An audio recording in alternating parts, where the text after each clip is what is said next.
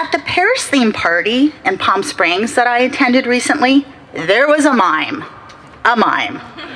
While in line, I see him and I think of David Bowie, who was a mime for a bit.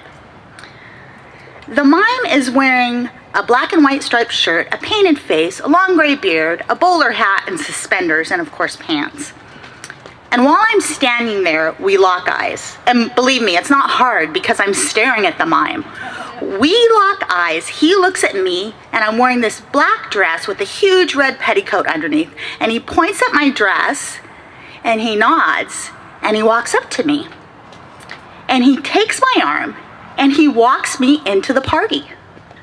And behind me, I have my sister, my mom, my husband, my suegra, my mother-in-law, and I turn around, and my husband's staring at me as if I planned this. And me and the mime were walking in concert to the beat of music that I can hear from inside the party. And we get to the front of the entrance, and there's a picture booth, and we stand there together, and they're taking pictures of us, and we're preening, we're playing charades almost, like we're gesturing at each other, communicating in mime speak. And then all of a sudden, after we finish preening and they take our pictures, the mime knocks on the photo booth, and a hand comes out and hands me a glass of champagne like magic, which I hand to my mom because I'm sober right now. So then it's over.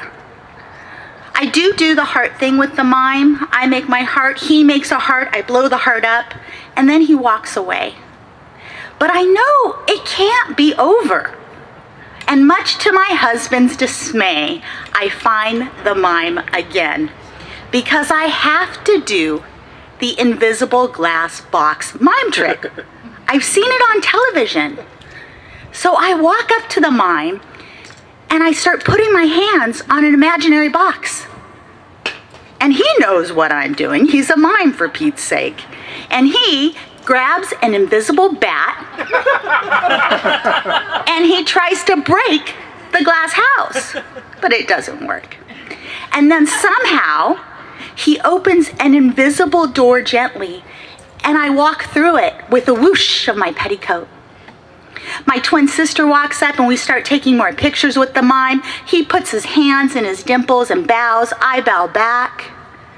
And then he says, we say our goodbyes with an enthusiastic wave. And I wipe an imaginary tear from my eye, and so does he. I kind of was in love with this mime. And then I go sit down at the table with my mother. And she says, "That clown sure was cute." And I say, "Mom, he's not a clown. That's offensive. He's a mime. That's a performance artist." And then, the next day, or days, I should say, my husband says, "Stop with all the mime talk, for Pete's sake." And we'll disagree about whether he said this. No one likes a mime anyway.